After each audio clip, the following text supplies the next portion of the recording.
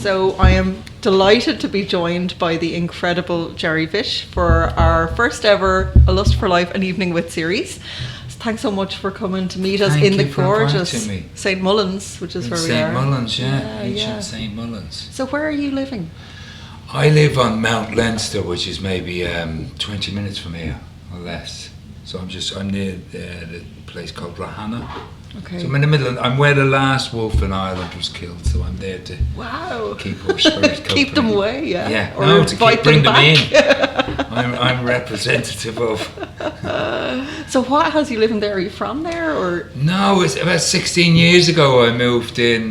With 4 children. We only had 2 at the time. So we just wanted to kind of, I guess, leave the rat race and, move out to the country really. Yeah. And I guess it was during the boom in Dublin, so it just didn't make sense for us to be there, So I grew up in cities. I grew up in South London, and my family are all from Dublin, so I've only really experienced cities. So it was my first time moving to the country. Was that weird? Very shift? weird, yeah. Not advisable for the faint-hearted at all.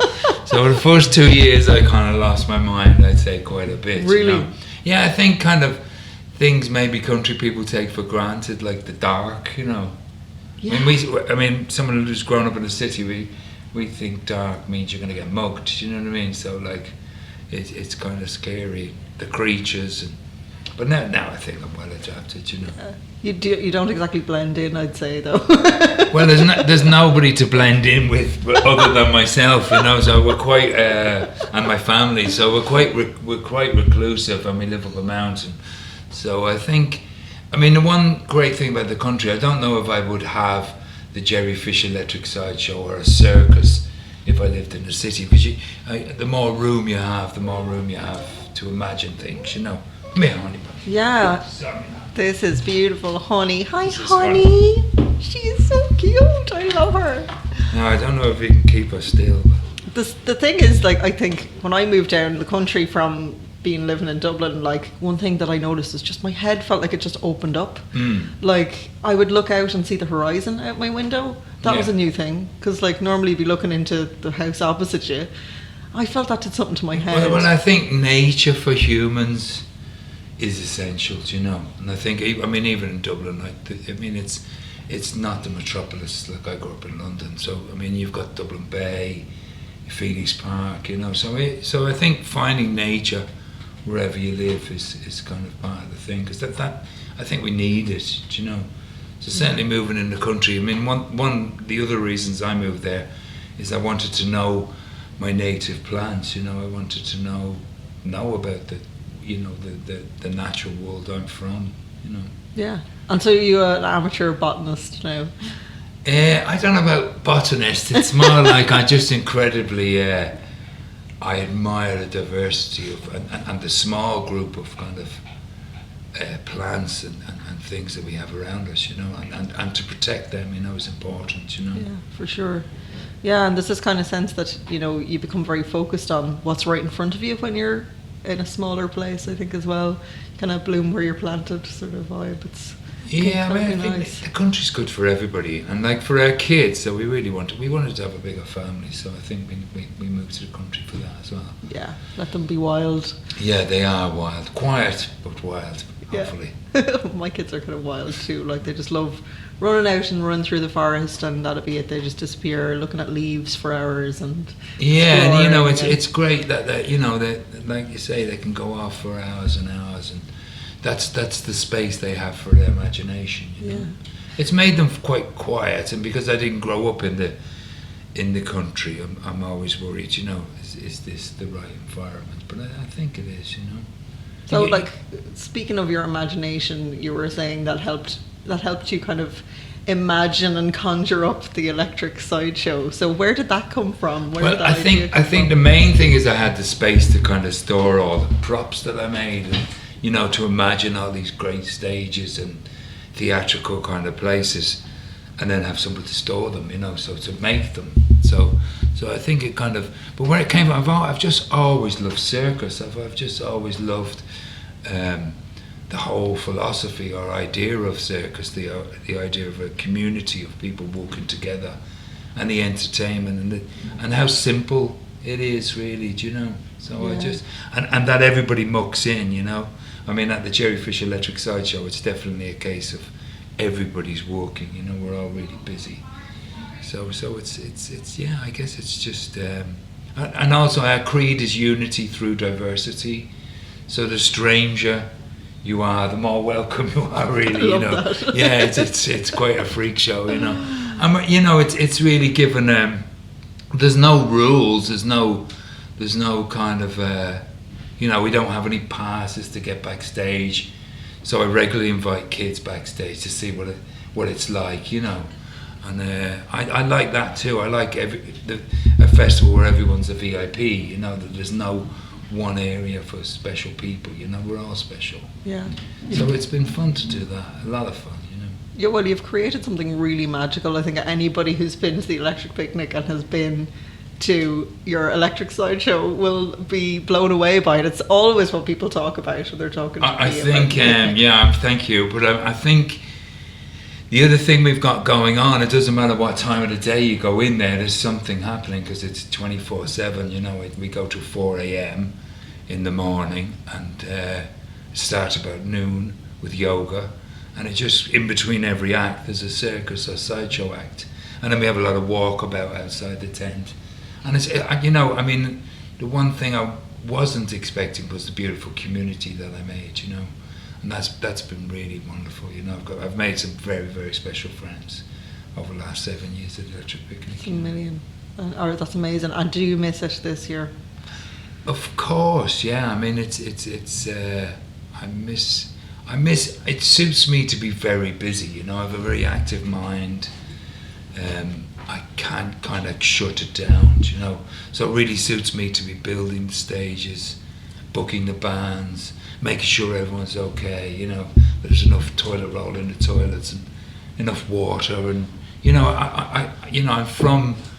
My family are all from Ringsend and Dockers, so there was a lot of hostilities, kind of, because that's where you had to dock to actually get into Dublin for centuries, you know. So I think. I'm a bit like a hotelier in the tent, you know. So I like being very, very busy. It suits my mind, you know. So I think that it's very important to me to be doing something physically as well as mentally, you know. Yeah, I can relate to that for Yeah, sure. I think a lot of people can. I think you know, being inactive or not doing, you know, doing something to take your mind off your mind is important, you know. It's vital, you know. Yeah. I sometimes call it brain cannibalism. It's like if you leave yourself sitting around for long enough, your brain starts to turn on itself a little bit. Originally we were looking for food, you know. We didn't have a minute in the day without kind of trying to survive. So we're still that same human, you know. So I guess with everything done for us and everything being so automatic, you know, being idle is, you know, you're looking for a use for yourself in the world, I think, you know. Yeah. So it's, and music as well, I've always said it, and performing are very much therapy in my life, you know, I think. So I am suffering, I'll be honest, you know. It isn't easy. I have to try and find something else now to do you know. Yeah. I've painted all my house. Try another colour. I have another little bit, yeah. I might change the colour now, yeah. No, I know exactly what you mean. And then to have that busyness, and like you must have been go because you're always on the go. Like you've got to be one of the busiest working musicians in the country. I mean, it's actually it's more than I can do, to be honest. I'm always kind of really stretched and stressed to the nines, you know. I mean, we have a saying at the Jerry Fisher Electric Sideshow, it's a festival, not a stress-tival, you know. We're often going, why am I doing this? I'll never do this again, you know. And I guess you learn as well all the time, but it really suits me to be very busy, you know. Yeah, well, that's show business, isn't it? You get to a point where you're in the middle of something like a play or whatever you're putting on, you're like, fuck this, I never want to do this again. Yeah. And then like the second it's over, you're like, let me back there, please. Very much so, yeah. Yeah, it's addictive, like in a good way, you know. It is definitely the buzz of I guess you do come down after a project, you know. You kind of But you know, I guess after 7 years, we've learned kind of, you know, how to kind of do that and enjoy the come down. Actually, you know. Yeah, it's part of the process. Take a break. Yeah. Yeah, if you're a creative person, you need that downtime, a natural low, Yeah. to be able to come back up. Definitely. And then I have the theatre shows as well, which take up most of my winter, and that's great. Where I really get to kind of do intimate theatre shows, and you know, really get close to my audience. You know, so I have a lot of fun doing that. It's, you know, I have a line in it. I tell people I'm from a long line of clowns, and they're first to realise it. You know, it's just That's brilliant. it's as much a comedy show as it is a music show. Amazing. And have you any plans for the rest of the years? Are you going to be able to reinvent that in some way, or is it going to be just white knuckle it till the end of the year and see where we go from there? Or if it was white knuckle, I'd be enjoying it. You know what I mean? It's more the sedentary thing, I think, which is more destructive. You know, I think if you're very busy, it's actually good for you. You know, physically as well as mentally. So it's more the sedentary thing. So I you know, I'm imagining things like a TV show. I would like to create the Jerry Fisher Electric Sideshow TV with all the guests and ideas that I have. I have a barn which I'd like to turn into a theatre and do it there. But it's really going to require investment, and that makes me nervous because, you know, obviously an income is going to be an issue for quite a while. So you know, we're kind of looking at, you know, I think the Arts Council could do more and be easier accessible for popular culture. I mean, we've been on our own, investing our own money, and becoming successful and making a living from it and employing many other people and creating lots of jobs. Whereas now we need a little bit of help. You know, I mean, it's very difficult for me to invest what I've left, you know, into something, knowing that there's possibly no shows for the foreseeable future. So that's a little worrying, you know. there's a kind of an idea of like high and low art in Ireland in terms of funding accessibility. There's this idea that, yeah, I think there's a barrier actually for funding, like you said, popular culture, which is still culture. You know, it's it's very still much really the important. future culture, you know. Yeah. I mean, the French model is interesting. I mean, I'm a big fan of Cirque du Soleil, and that was started by a busker in Montreal, you know, but he got funding and support, and look how big Cirque du Soleil is now. And he paid back all the money that he was given, you know, because of his success. Yeah. So I think, you know, I mean, Circus certainly does get some help. I mean, you know, also a lot of the small theatres in Ireland, they get support as well, which is really good, you know. I think it could change the industry forever, you know. I mean, I'd like to see that we kind of can perhaps bring back record sales, you know. I certainly know with fans, you know, get it. They get that we want to work, we work very hard. We don't make as much money as people think. We do it mostly because we love it.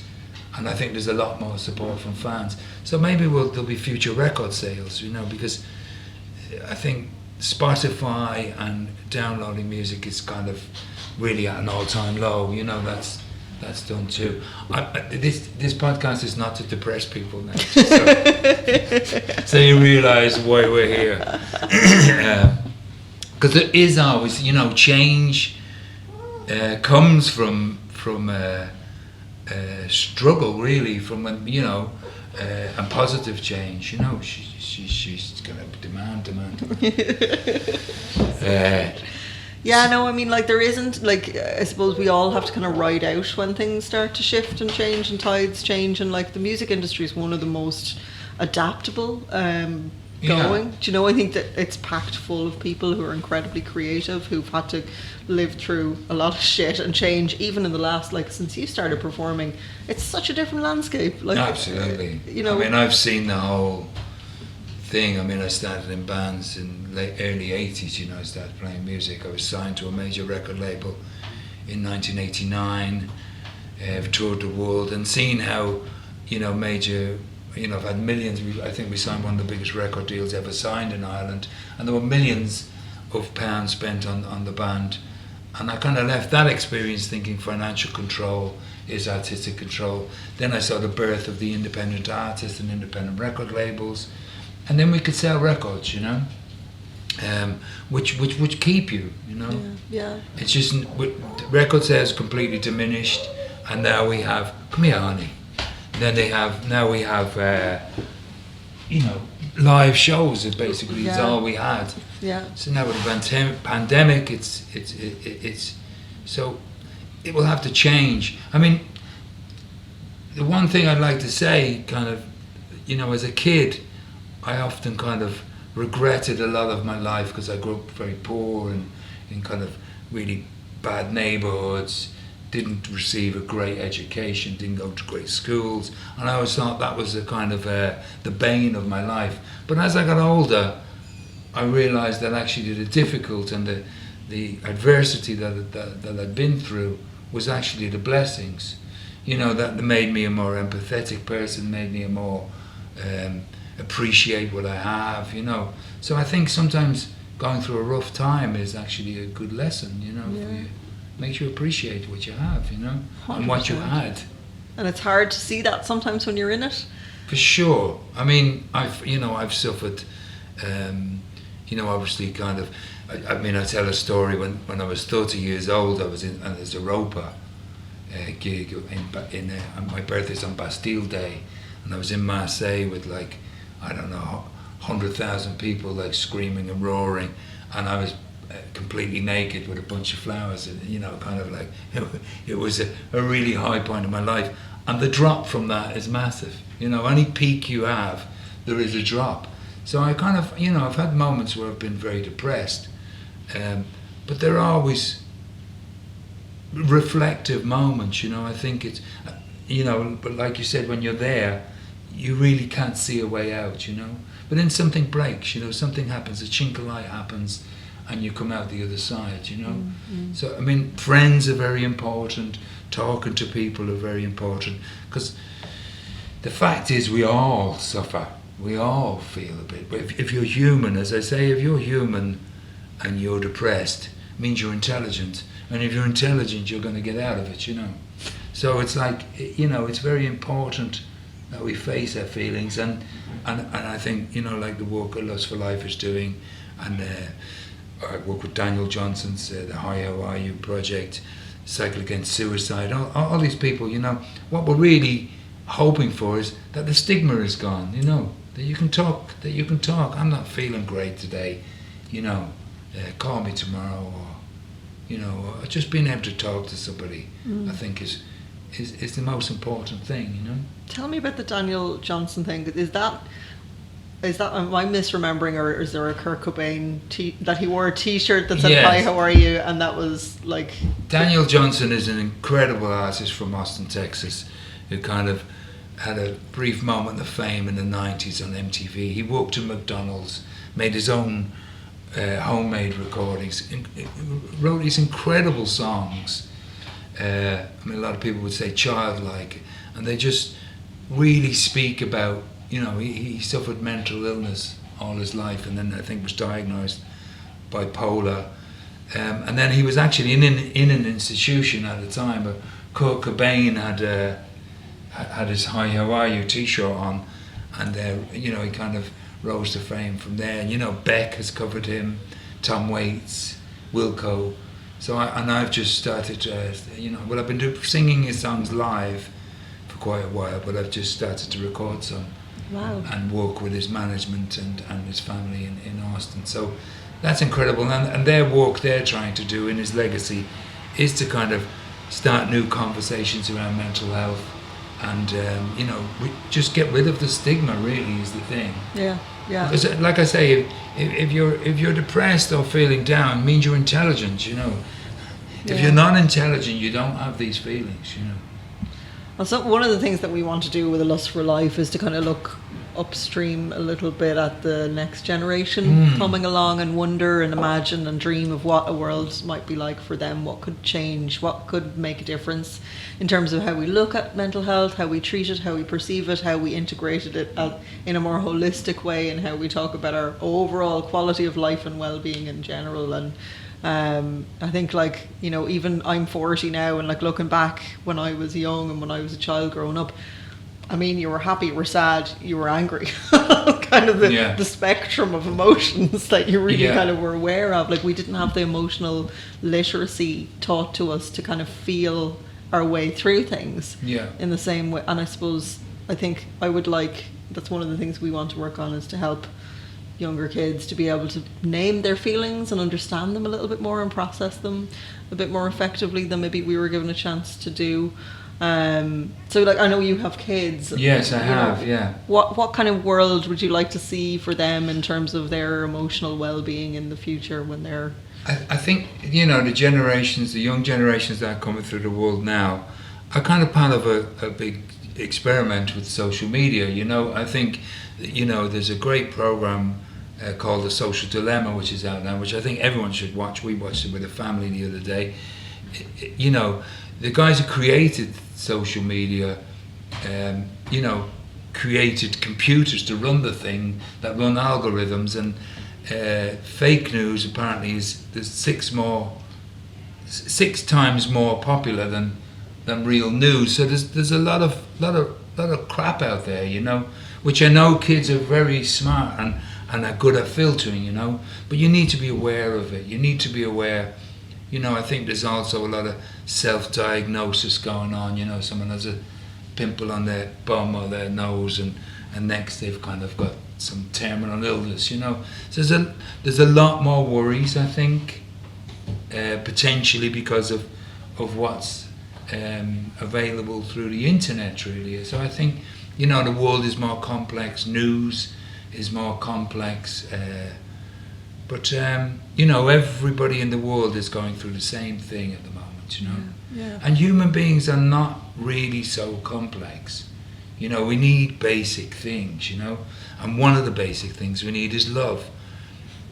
And I think the most important person to love is yourself, because finding it from someone else is a very difficult thing, and you can't really get it if you don't feel it, you know. So loving yourself is really kind of you know, loving your quirks, loving everything, you know. I mean, that's why we have the circus, the Jerry Fisher Electric Sideshow. It's really about the quirky, geeky people who are the most creative, who are the most ingenious, really. So I think, I mean, I'd like to see, you know, kids. It's complex, you know. I think it's definitely more complex for younger generations now because of the internet, really. Yeah. And so I just say, you know, kind of maybe, you know, learn about that addiction. Adults are becoming addicted to it. You know, the whole algorithms, and the artificial intelligence that runs these things is designed to make you keep getting these dopamine hits with likes and all that. You know? So I think it's really smell the flowers. But I know the system is under a lot of pressure. You know, hospitals are under a lot of pressure, and kids are under a lot of pressure. You know, communities are a little more fractured. So you know, I think the piece you said about love and loving yourself is a great place to start with the next generation, to give them the tools to be able to, like, hold themselves in high esteem. And you know, and I think when you're relying on other people's love to bring you up, it's a very precarious situation, because that person it may change, or it may, you know. I've a beautiful boy. I remember when he was kind of like a bit of a prophet. When he was about 2, maybe 4, 5 years old, he said to me, "You can't see yourself, Dad." And now you've kind of, I'm sure you can tell from me for this one little sit down with me. I'm a highly active person, and the mind is always going. "You can't see yourself, Dad," he said. And I'm like, "What do you mean, son?" He was going, "Well, you can see your arms and your legs, but you can't see yourself," meaning that your head is on your shoulders, so you can't actually look. Your eyes can't flip around, and you can't see yourself.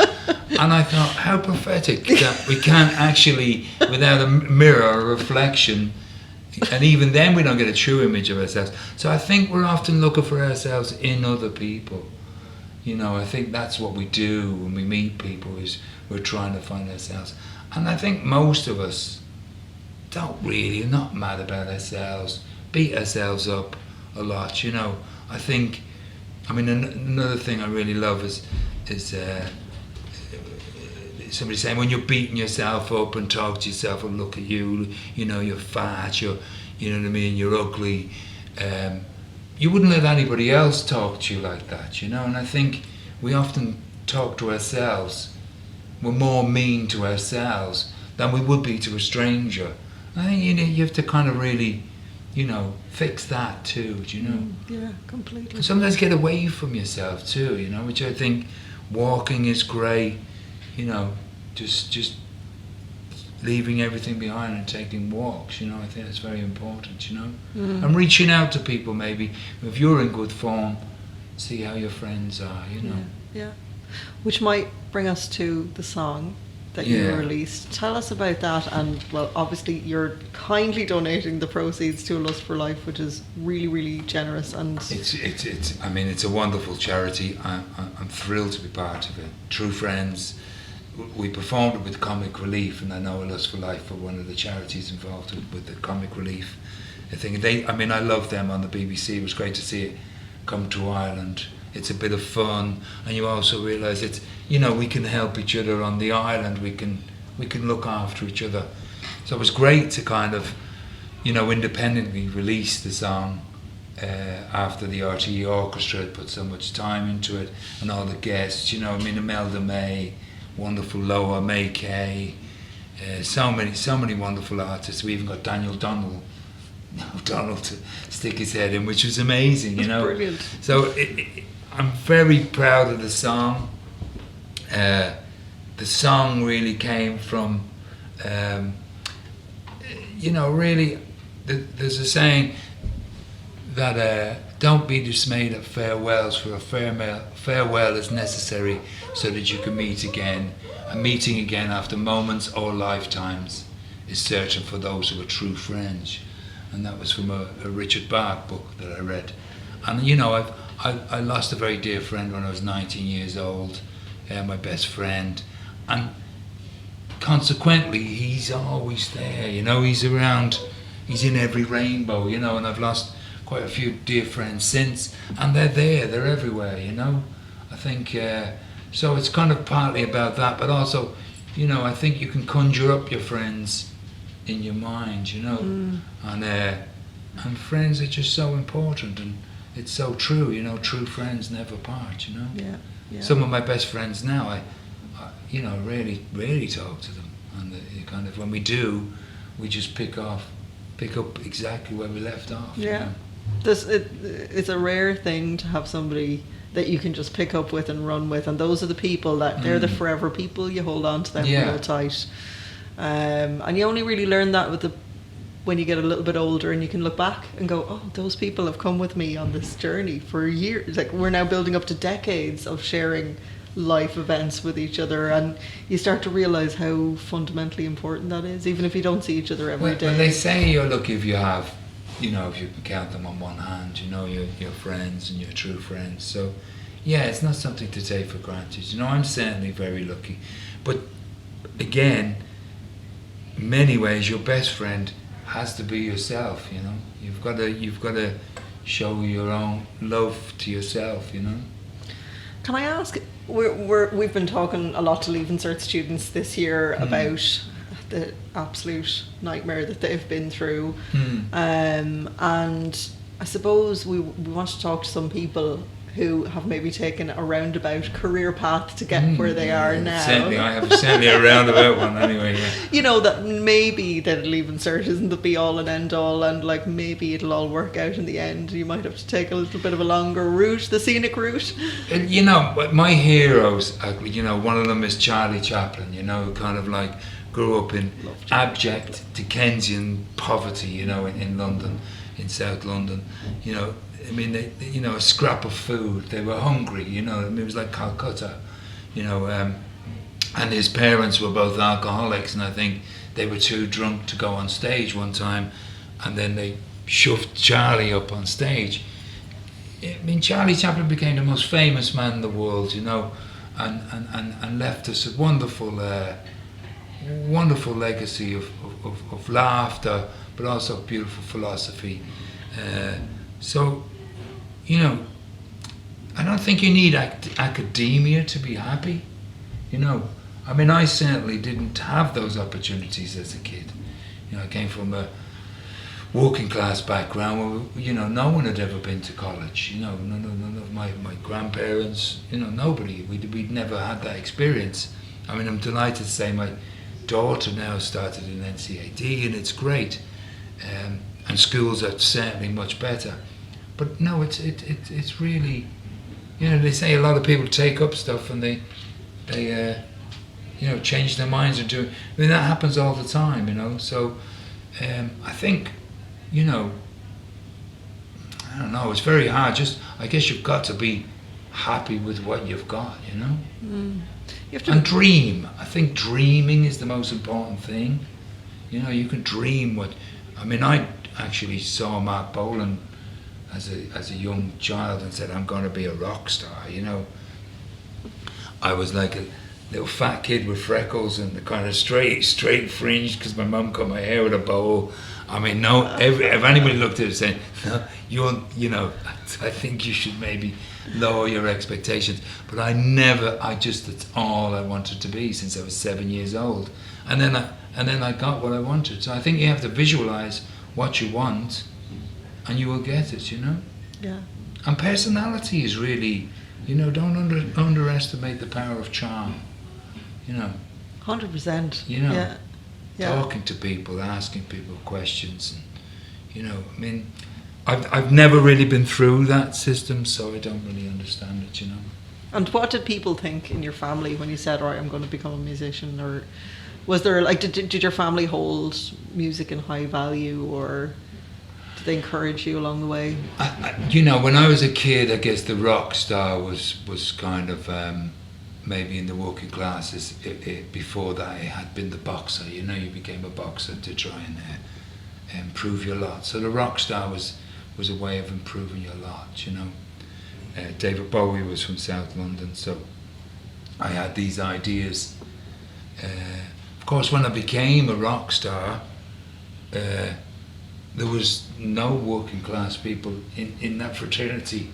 I've met very few, or if any, you know, and all the journalists, the middle class. So I kind of became delusioned when I got there. Like I always say, I always wanted to be a rock star until I became a rock star and met another rock star. You know? So it's like, And then you were like, oh, maybe I'll try something else, you know.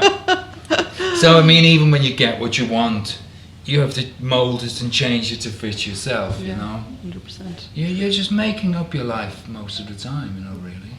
Yeah, we all are. I think nobody has a map. No. You know, well, the map is to be kind to yourself, don't beat yourself up, and, you know, move forward, you know. Yeah, take care of your friends. Yeah, you know, there's a lot of people suffering, and I think that's sadder.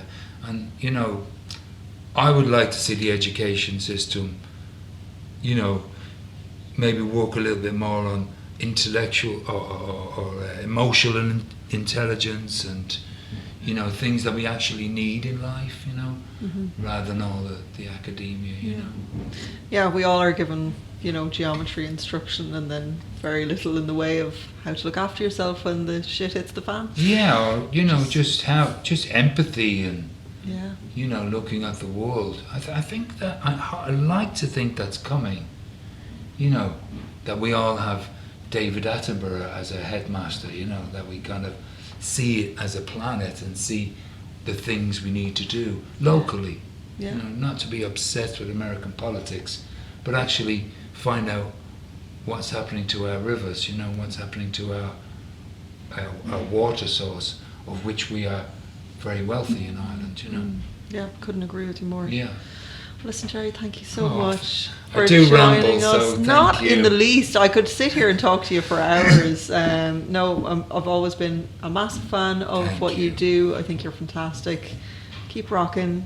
Thank you. Things will hopefully come around, and maybe we'll find new ways to enjoy music as an audience and to be able to support musicians, because it has to happen. We have to keep this industry alive. It's one of the most important things. You know, the thing that puts us there and the thing that kind of is going to keep us there is our fans. So, I mean, we're very grateful for all the people that love music and love what we do, you know.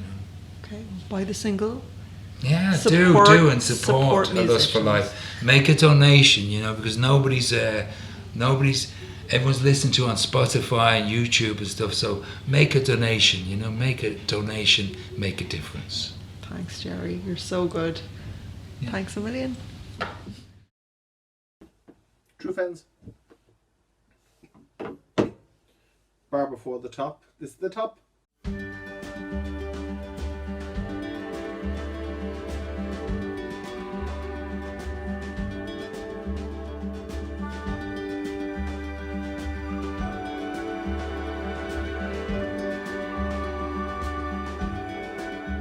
Day will break, stars will fall. There's always something you forget to say. Don't dismay. True friends never part. Time will pass, paths will stray. There'll always be someone who'll break your heart. There's no point being cruel. True friends never part. We'll meet again. Trust me, my friend. There's no harm in goodbye. Give me your glass. Follow your heart. Wipe that tear from your eye. Time makes amends.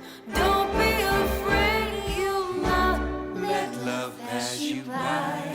Remember this. True friends never part.